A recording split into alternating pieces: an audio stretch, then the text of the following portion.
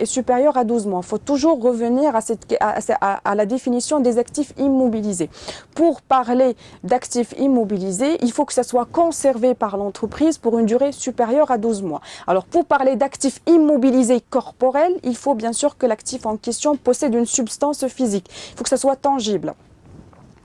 Deuxième catégorie, immobilisation incorporelle. Les immobilisations incorporelles, ce sont des actifs qui ne possèdent pas de substance physique et qui ont été achetés par l'entreprise parce qu'on considère que c'est très important pour le développement et l'activité de l'entreprise. Comme par exemple les brevets, comme par exemple les logiciels, comme par exemple le fonds commercial. On va essayer de définir le fonds commercial, comme par exemple le site internet quand celui-ci est actif et quand il va concourir de manière directe à la création de valeur de l'entreprise. Donc nous avons dit que le fonds commercial est un actif incorporel qui fait partie du fonds de commerce, mais plutôt le fonds commercial renvoie aux éléments immatériels, aux éléments incorporels d'un fonds de commerce, comme par exemple l'achalandage, comme par exemple la clientèle, comme par exemple l'enseigne, comme par exemple le nom commercial. Donc, tous les éléments qui créent de la valeur pour une activité donnée, mais qui ne possèdent pas, une substance physique. On ne peut pas toucher de manière directe. Et en général, ce sont des éléments qu'on ne peut pas valoriser de manière directe. C'est pour cette raison, on va les regrouper dans l'appellation fonds commercial. Donc, fonds commercial, c'est un élément incorporel qui a beaucoup d'importance, qui a beaucoup de valeur pour les entreprises commerciales. Et bien sûr, qu'on ne peut pas séparer, voilà, c'est-à-dire on ne peut pas donner de manière indépendante la valeur de chaque composition, de chaque composante du fonds commercial. On trouve également parmi les immobilisations, parmi l'actif immobilisé, les immobilisations en non-valeur. Donc ici, il y a cette description. Il s'agit d'immobilisation, donc en quelque sorte il s'agit d'actifs, mais en non-valeur, c'est-à-dire ces actifs-là ne possèdent pas une valeur marchande et on ne peut pas les revendre sur le marché. Donc en général ici, on trouve des frais, on trouve des dépenses.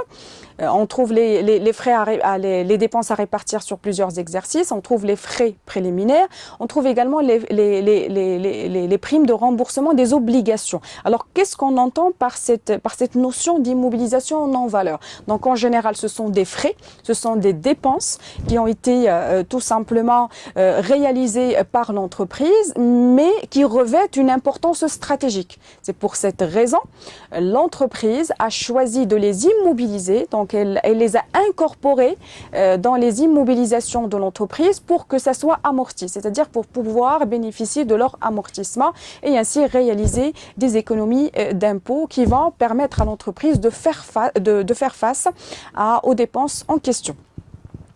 Et pour terminer, il y a les immobilisations financières. Alors, qu'est-ce qu'on entend par les immobilisations financières? Donc, en général, ce sont des titres, des actifs financiers qui ont été achetés par l'entreprise, comme par exemple les actions achetées par l'entreprise pour pouvoir participer, par exemple, au capital et au contrôle d'une entreprise donnée. C'est ce qu'on appelle les titres de participation. On trouve également les prêts immobilisés, c'est-à-dire tous les prêts qui ont été consentis au tiers de l'entreprise. Donc voilà pour l'actif immobilisé. Nous avons dit il y a plusieurs composantes. Il y a les immobilisations corporelles, tout ce qui possède une substance physique, les immobilisations incorporelles des actifs intéressants mais qui ne possèdent pas une substance physique. On trouve les immobilisations en non-valeur. En général, ce sont des dépenses, c'est très particulier. Les immobilisations en non-valeur concernent surtout des frais et des dépenses stratégiques réalisées par l'entreprise. Et puis on trouve les immobilisations financières, c'est tous les investissements réalisés par l'entreprise dans tout ce qui est financier, comme par exemple l'achat des actions, des titres de participation ou encore le fait de consentir des prêts au tiers de l'entreprise. Alors partons maintenant à la deuxième classe des actifs de l'entreprise. On trouve l'actif circulant hors trésorerie. Donc il y a déjà cet adjectif de circulant. Cela veut dire que ce sont des actifs qui vont circuler. Ils ne vont pas rester longtemps au sein de l'entreprise. C'est pour cette raison on les a mis juste derrière l'actif immobilisé de l'entreprise. Donc en général, ces actifs-là ne seront pas conservés au sein de l'entreprise pour une durée de 12 mois. En général, c'est inférieur à 12 mois. Donc ça fait partie de la classe 3. On trouve la star de l'actif circulant hors trésorerie, on trouve les stocks. Donc les stocks, c'est quoi? On trouve les stocks de ce qui a été acheté et les stocks de ce qui a été produit. Donc pour les achats, c'est tout ce qui a été acheté par l'entreprise, comme les matières premières, les fournitures par exemple, pour que ça soit utilisé dans le processus de production, mais cela a dépassé les véritables besoins de l'entreprise. Donc qu'est-ce qu'on va en faire? On va les stocker en attendant que ça soit utilisé. Donc voilà pour les stocks. Et on trouve également les stocks de produits. C'est tout ce qui a été produit par l'entreprise, mais qu'on n'a pas arrivé à écouler directement sur le marché. Donc qu'est-ce qu'on va en faire? On ne va pas les jeter, on va les conserver dans les entrepôts de l'entreprise en attendant que ça soit vendu, que ça soit écoulé sur le marché. Donc voilà pour les stocks.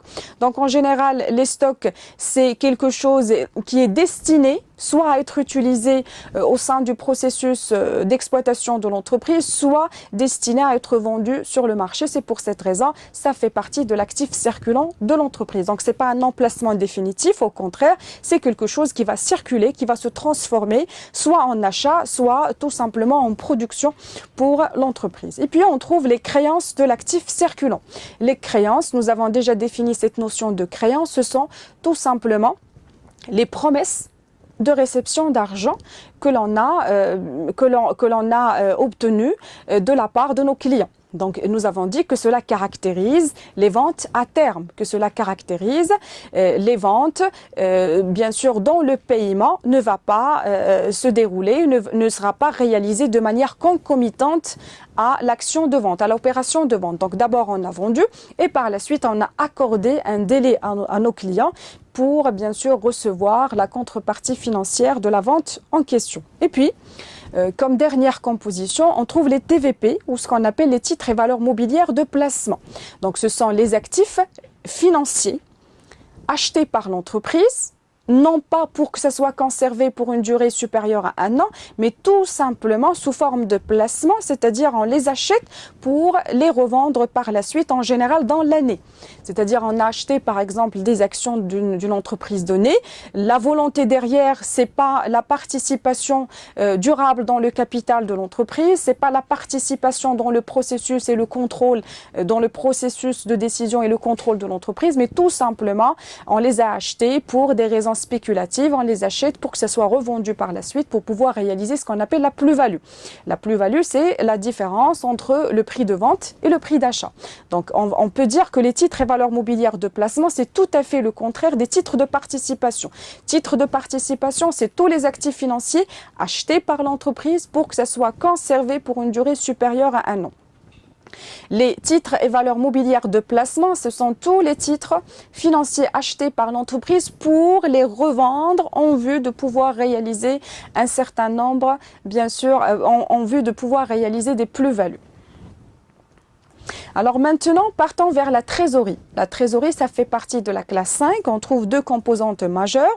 On trouve le compte bancaire de l'entreprise et on trouve la caisse. Donc c'est tout simplement, on peut dire que la trésorerie, c'est l'argent disponible qui ne nécessite pas une transformation pour que ça soit liquide. On parle déjà d'argent liquide, on parle déjà de disponibilité. C'est bien sûr tout l'argent frais mis à la disposition de l'entreprise.